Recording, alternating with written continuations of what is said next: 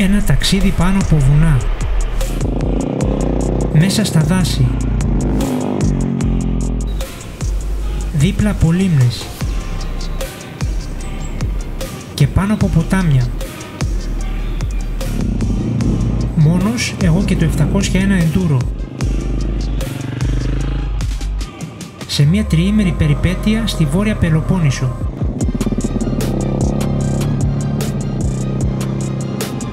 Επισκέπτομαι γνωστά και λιγότερο γνωστά μέρη.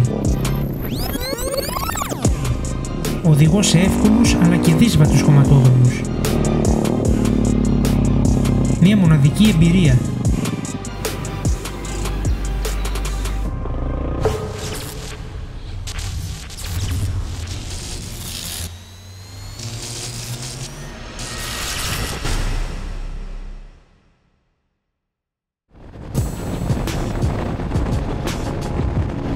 Είχα καιρό να κάνω ένα ταξίδι μόνος.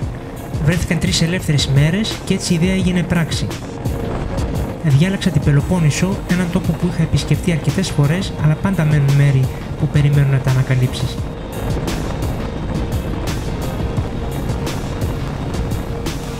Σε αυτό το ταξίδι θα επικεντρωθώ στη βόρεια πλευρά της Πελοποννήσου, ακολουθώντας μια κυκλική διαδρομή.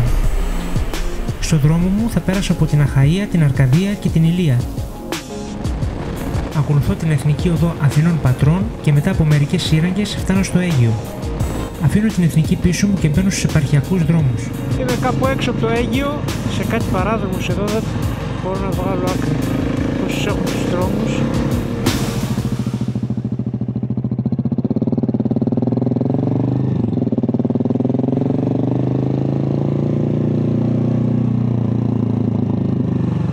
Μόνο βγήκαμε καλά από εδώ πάνω.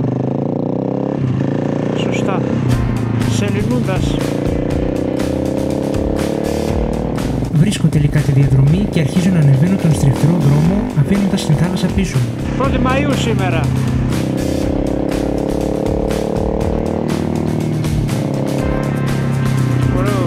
Ωραίος δρόμος, η στροφή εδώ έτσι, πολύ ωραία. Σφιχτό κομμάτι.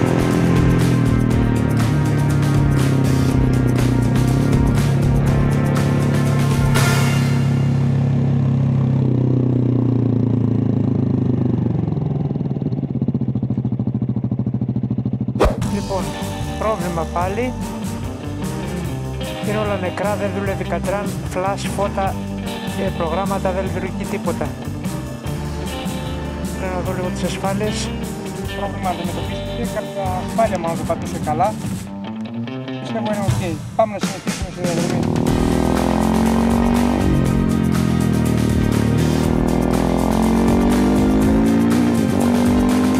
Τελευταία φορά είχα έρθει πριν από 4 χρόνια εδώ Πελοπόννησο.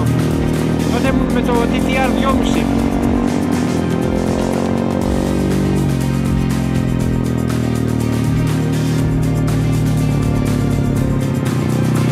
Έχω λίγο άσφαλτο ακόμα και μετά θα πατήσω χώμα. Είναι πρωτομαγιά όπως είπα και κάνουν πίκνικ ο κόσμος.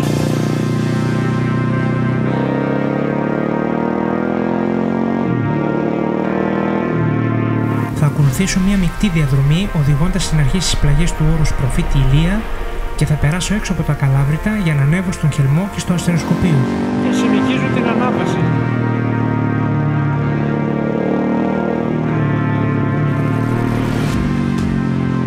Να πάσω εδώ και να ανεβούμε πάνω. Είμαστε στα 900 και συνεχίζω την ανάβαση.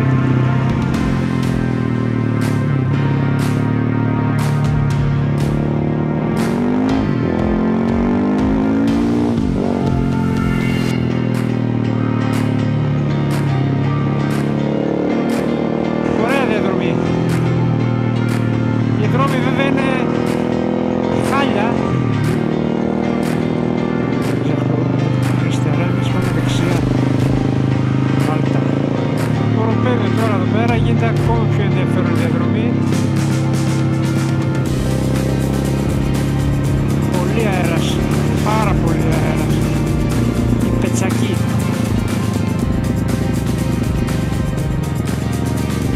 Την προηγούμενη φορά ήταν πολύ κόσμο, τώρα όλα κλειστά.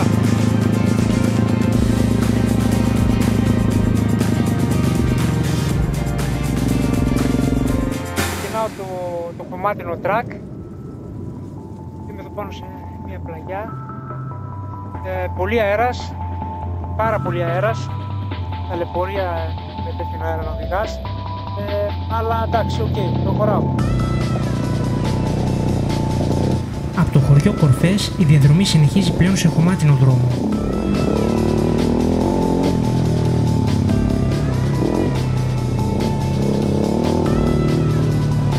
Στην αρχή το χώμα είναι βατό και το τοπίο ανοίγει σε λιβάδια με χαμηλή βλάστηση.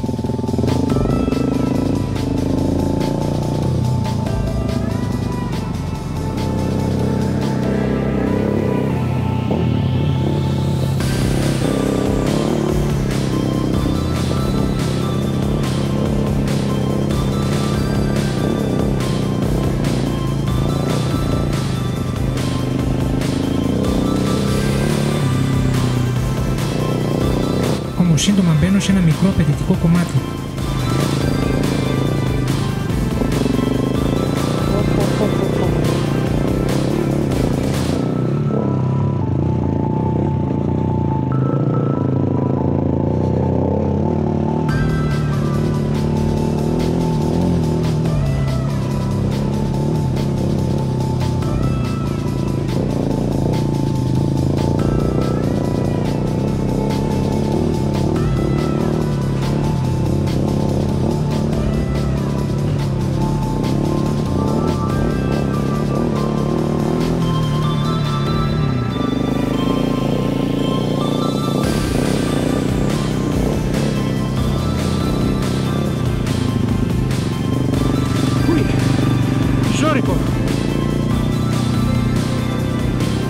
Πιθανόν να είχα περάσει και με το 9 λίτρα, από εδώ κάτι μου θυμίζει.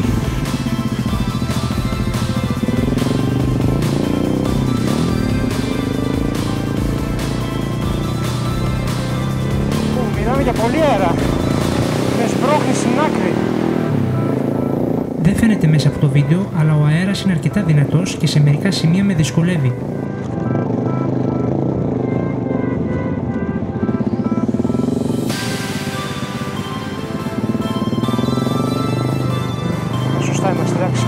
Δεν έπιανε καλά το GPS.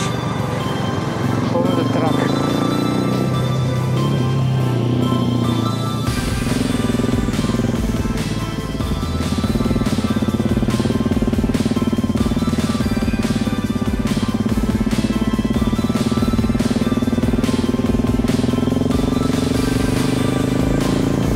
Να και το τσοπανόσκυλο εδώ μπορεί να ετοιμάζεται να με γουαβγίσει για να δούμε. Έλα, δεν θα γαβγίσεις. Όχι.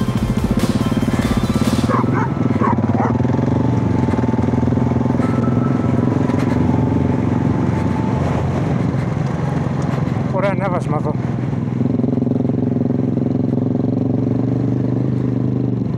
Ποταμόπετα εδώ. Άλογο ή μουλάρι.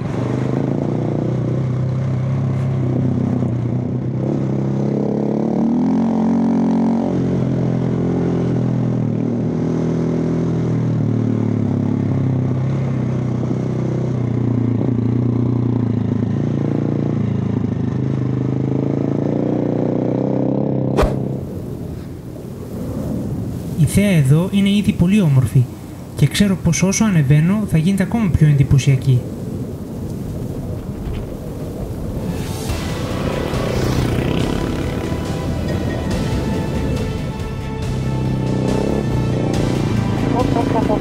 Πολύ αέρα.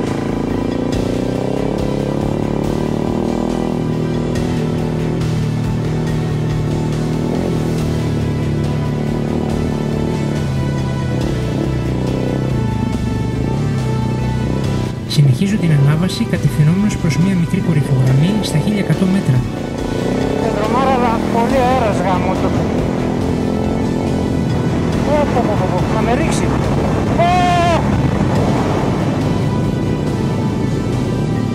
Αμάν, πολύ αέρας.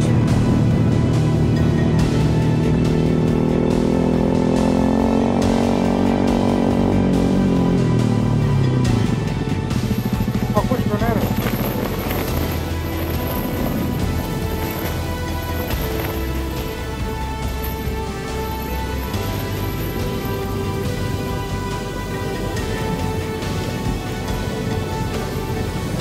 Προσοχή, πήγε. Πάει ο δρόμος και βγαίνει έξω από τα Καλάβρητα. Η διαδρομή είναι εντυπωσιακή. Ανεβαίνω ένα λόφο, κατεβαίνω και αμέσως μετά αρχίζω να ανηφορίζω ξανά στον επόμενο. Όρθιο με πάει ο αέρας όπου να είναι ακόμα χειρότερα. Στο βάθος ξεχωρίζει ο χελμός με λίγο χιόνι στην κορυφή του. Θα τον επισκεφθώ στην πορεία μου σήμερα.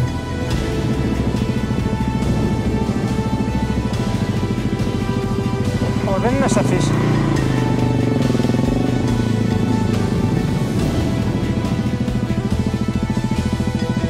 Έλα σκυλίτσα. Έλα, δεν σας ενοχλώ.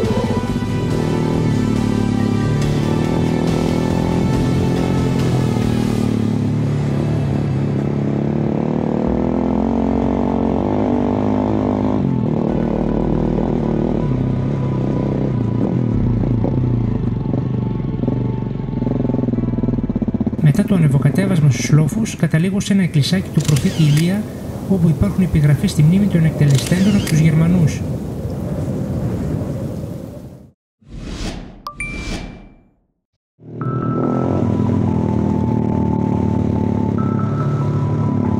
Αφήνω πίσω μου τους λόφους και αρχίζω να κατεβαίνω.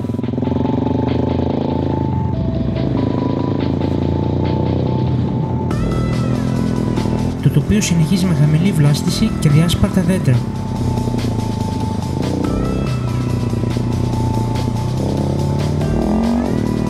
Η διαδρομή περνά ανάμεσα σε βοσκοτόπια και μικρά περιβόλια.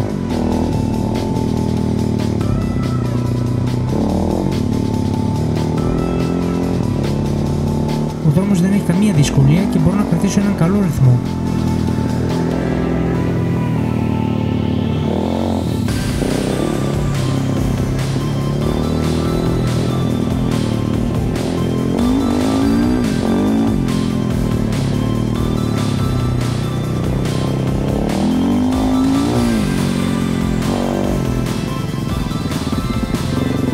Καλημέρα, χρόνια πολλά.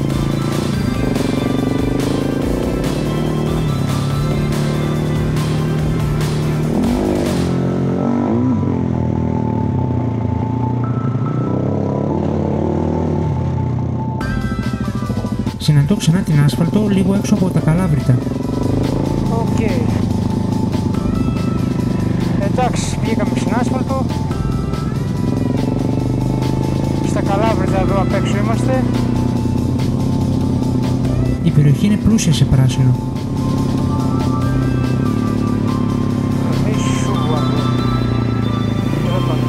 Αφήνω τον κεντρικό δρόμο και στρίβω προς Βραχνή και Σούβαρδο.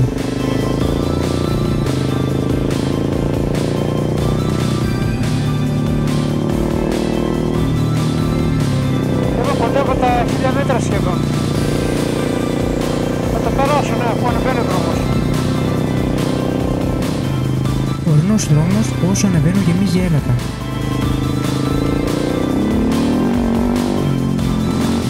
Η άσφαλτος είναι καλή, με καλή πρόσφυση και στροφές που κρατούν το ενδιαφέρον.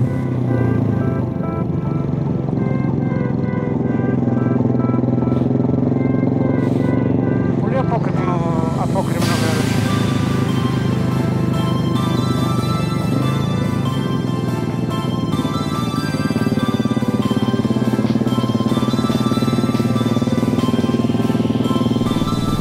Το Σούβαρδο είναι ένα χορμιδάκι των Καλαβρήτων σε υψόμετρο περίπου 1250 μέτρων.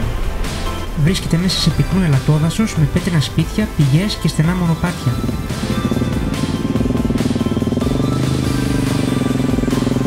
Το όνομά του είναι πιθανόν βυζαντινής προέλευσης από το έσω βάρδα που σημαίνει κτηματικές εκτάσεις κοντά στο χωριό. Ξαναμπαίνω στο χώμα σε ένα πυκνό δασικό κομμάτι με τον αέρα να φυσάει δυνατά και να φέρνει λίγη δροσιά. Ωραίο μέρος εδώ, δάσος, ορεινό.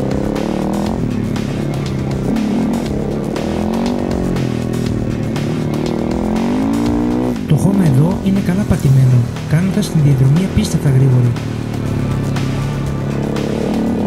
Χωρίς καν να το καταλάβω, έχω ανεβάσει αρκετά το ρυθμό.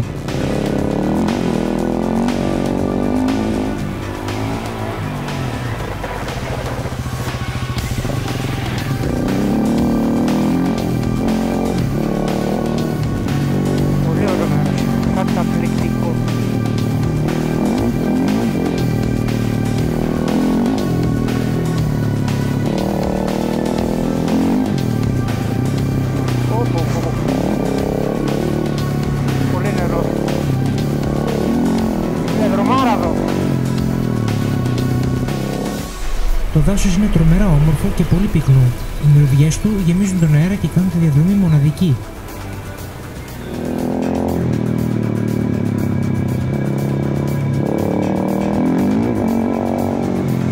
Ωραίο μέρος. Καταπληκτικό. Δεν το έχω καταλάβει ακόμα, αλλά βρίσκουμε μία ανάσα πριν τον κελμό.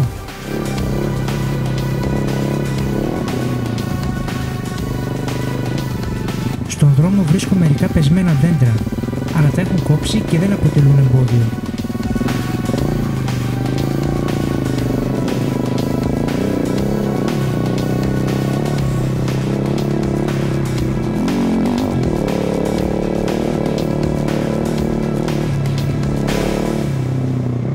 Σιγά σιγά βγαίνω από το δάσος.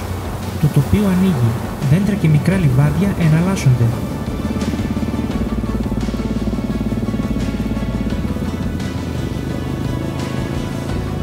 Η διαδρομή γίνεται πιο αέρινη, πιο ελεύθερη.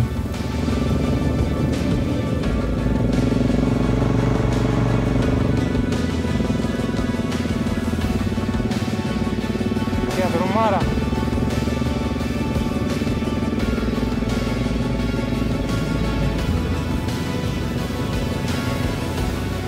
Και τότε στο βάθος αρχίζει να ξεπροβάλλει επιβλητικός ο χελμός, με λίγο χιόνι στην κορυφή του. Και το σιδηροδρομικό. Νομίζω αυτό είναι, ναι. Σιδηροδρομικό. Η Αροάνια, γνωστή και ως χελμός, είναι ορεινός όγκος στην Πελοπόννησο με ψηλότερη κορυφή τα 2.355 μέτρα. Βρίσκεται στα όρια των νομών Αχαΐας και Αρκαδίας και αποτελεί σημαντικό φυσικό σύνορο μεταξύ τους. Η περιοχή είναι πλούσια σε δάση, ενώ η κορυφή της φιλοξενεί το αστεροσκοπείο Πατρών. Η Αροάνια συνδέεται με την ιστορία του εμφυλίου πολέμου, καθώς αποτέλεσε πεδίο σφοδρών μαχών.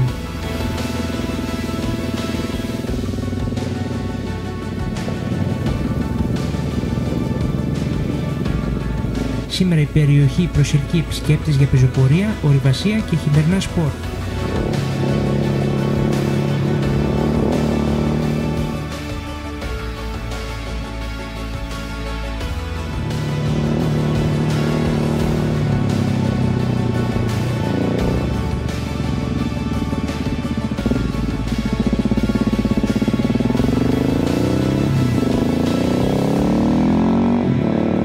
Βγαίνω για λίγο στην άσφαλτο και προχωράω επιτέλους προς το χιονοδρομικό.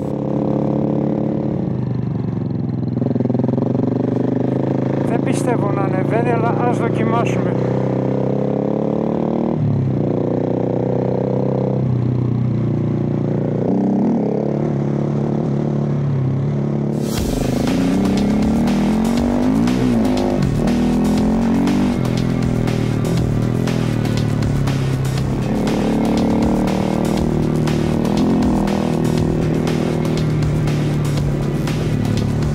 Έχω ανέβει κοντά στα 1700 μέτρα. Τα δέντρα έμειναν πίσω και τώρα μπαίνω σε αλπικό υψόμετρο. Έχουν περάσει από το κινητάρα, πιθανό να τον έχουν ανοίξει στον δρόμο. Φαίνεται ροδιές κάτω.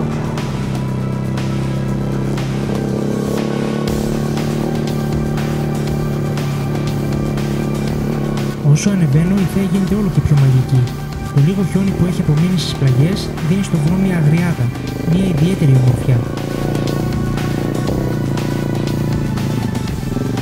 Παίζει και να μην περνάει.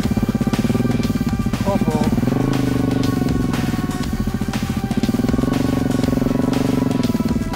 Κατεβαίνω για λίγο από τη μηχανή και περπατάω να δω αν ο δρόμος μπροστά περνάει. Έχει μια λακκούβα εκεί πέρα. Μπορώ να τη γεμίσω με πέτρες, αλλά δεν ξέρω παραπάνω τι γίνεται. Μπορεί να έχει κανένα χιονούρα και να μην περνάει. Δεν θα το ρισκάρω με τη μόνος. Οπότε καλύτερα να γυρίσω πίσω. Ξεκινάω την κατάβαση από τον ίδιο δρόμο. Η θέα από εδώ πάνω ανοίγει εντυπωσιακά. Τίποτα δεν κρύβει τον ορίζοντα και το βλέμμα φτάνει μέχρι απέναντι, στον Κορινθιακό. Αφού έφτασα ως εδώ, ανεβαίνω τουλάχιστον στο καταφύγιο.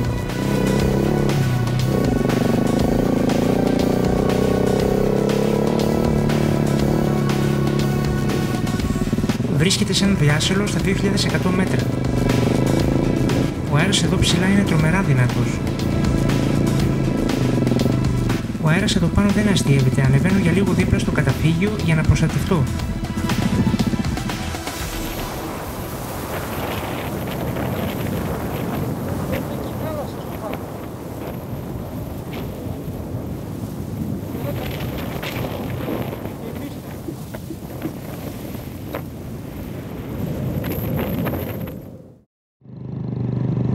Κατεβαίνω από το βουνό για να συνεχίσω τη διαδρομή μου. Χελμός τέλος, πάμε για Ζαρούχλα και λίμνη Δόξας μετά. Θα περάσω έξω από τη Ζαρούχλα οδηγώντας στις πλαγιές του όρους Κράθης και τελικά θα καταλήξω στη λίμνη Δόξα. Μια διαδρομή κυρίως χωμάτινη και μέσα στο δάσος. Η ώρα είναι 4, πιστεύω να βγουν είναι καμιά 60 χιλιόμετρα ακόμα.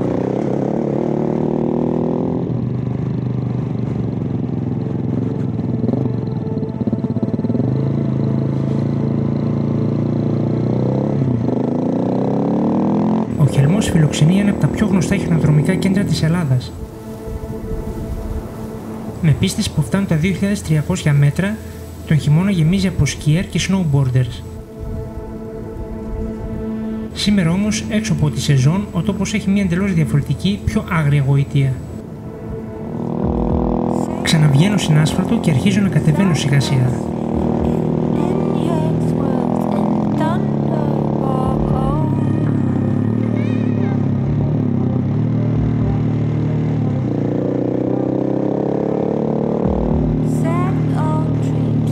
Το τοπίο εδώ γύρω έχει λίγα δέντρα. Στα δεξιά μου υψώνεται ο Χελμός, ενώ αριστερά στο βάθος φαίνεται η θάλασσα.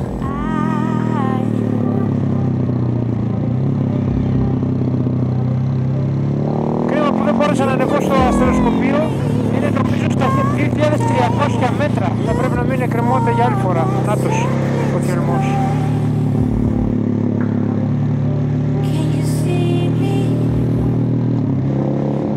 Τρομερό.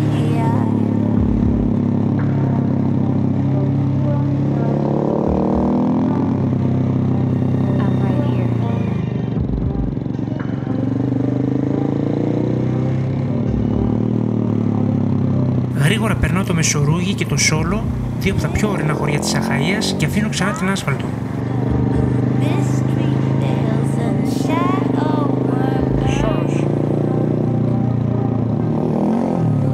Μπαίνω σε έναν δασικό δρόμο και όσο προχωράω, το δάσος γύρω μου γίνεται όλο και πιο πυκνό.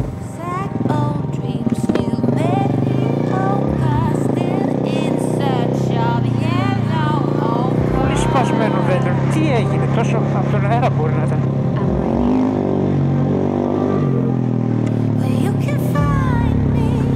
Ωραίο δασικό τμήμα κι αυτό.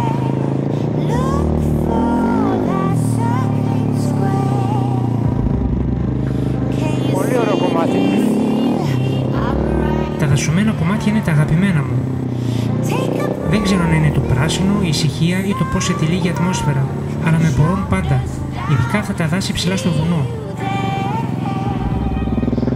Και εδώ, χωρίς να το καταλάβω, άφησα τον εαυτό μου να χαλαρώσει, να ξεχαστεί. Ο ρυθμός βγήκε πιο γρήγορος, πιο ευχάριστος, σαν να ανυπομονούσα να δω πού τελειώνει αυτός ο δρόμος. Αν θα με βγάλει σε κάποιο ξέφωτο, σε μία θέα ή σε κάτι που δεν περιμένω.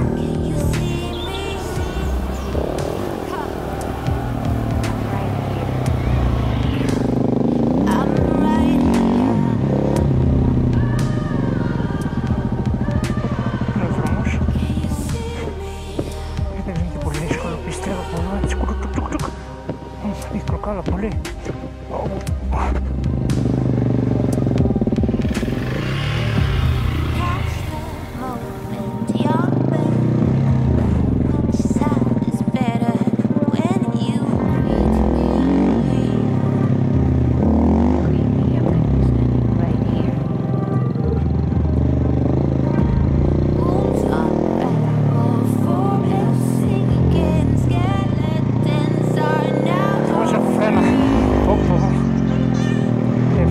Έχω φρένα και ο καθένας μας νομίζω ότι είναι μόνος του στο βουνό. Δεν είναι έτσι όμως.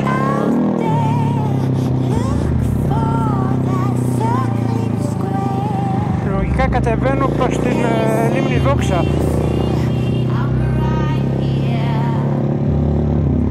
Πρέπει να κοντεύω.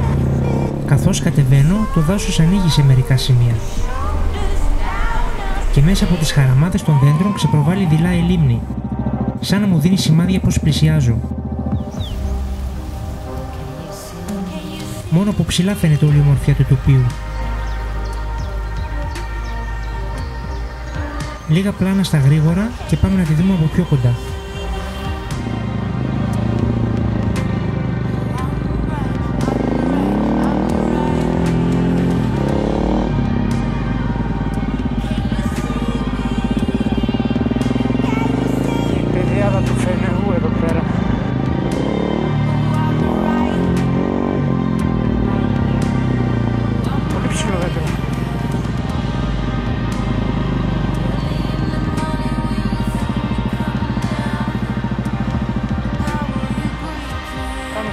Κάτω. Διαδρομάρα ήταν. Κόσμος η ροή.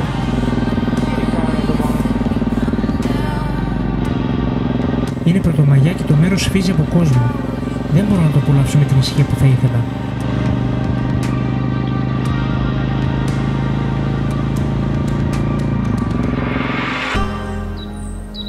Βρίσκομαι στη λίμνη Δόξα, μια τεχνητή λίμνη σε υψόμετρο 900 μέτρων, στο οροπέδιο Φενεού.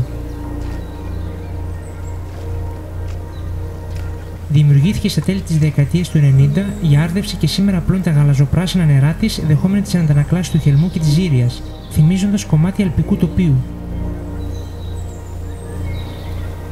Στο κέντρο της στέκεται το εκκλησάκι του Αγίου Φανουρίου και κοντά η ιστορική μονή Αγίου Γεωργίου. Η περιοχή έχει κηρυχθεί προστατευόμενη Natura, ένας τόπος που φέρνει τον ταξιδιώτη κοντά στην ψυχή της φύσης.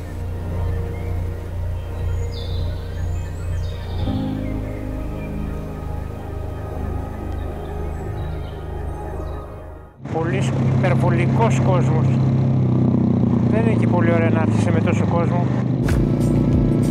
Η λίμνη είναι σε πιο μεγάλο υψόμετρο η επιφάνεια της από την πεδιάδα εδώ πέρα. Είναι γύρω στα 900 μέτρα έλεγε το GPS η λίμνη και τώρα κατεβαίνουμε. Αφήνω πίσω μου τη λίμνη Δόξα και περνάω από την αρχαία Φενεό, το Μεσσηνό και τη Μόσια. Σιγά σιγά κατευθύνομαι προς την Στυμφαλία, την άλλη μεγάλη λίμνη της περιοχής. Πολύ ωραία διαδρομή. Σκοπός μου είναι να κάνω τον γύρο της και να τη δω από κοντά.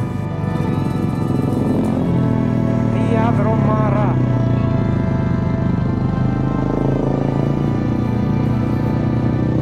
Είμαι πια στην πεδιάδα της Στυμφαλίας και ψάχνω την λίμνη. Ο τόπος είναι ανοιχτός, αλλά η λίμνη δεν αποκαλύπτεται εύκολα. Λες και κρύβεται κάπου εδώ γύρω. Μα πού είναι η λίμνη? Δεν φαίνεται και κάτι από τη λίμνη, είναι γεμάτη καλάμια. Εδώ αριστερά είναι, αλλά δεν φαίνεται κάτι.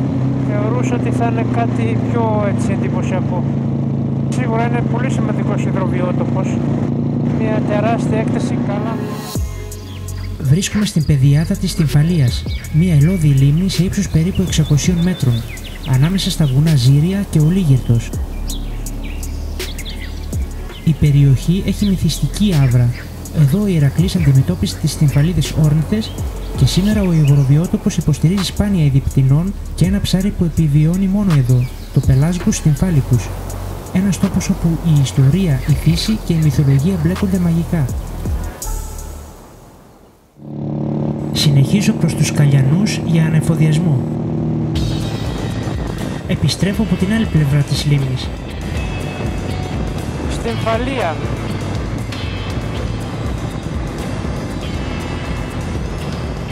Μετά την Στυμφαλία, στα αριστερά μου στέκεται η Κιστερκιανή Μονή Ζαρακά που χρονολογείται από τον 13ο αιώνα. Ένα κομμάτι ιστορίας να ξεπροβάλλει μέσα στο τοπίο.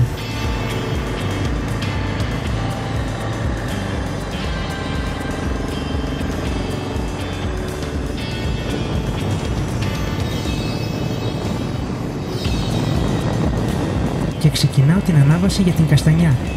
Ένα όμορφο στριφτερό ανέβασμα μέσα στο δάσος.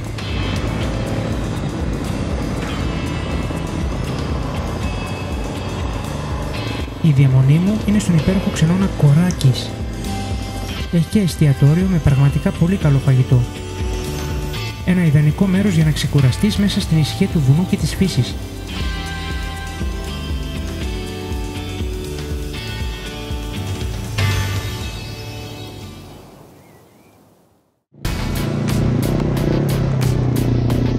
Μην χάσετε την συνέχεια της περιπέτειας.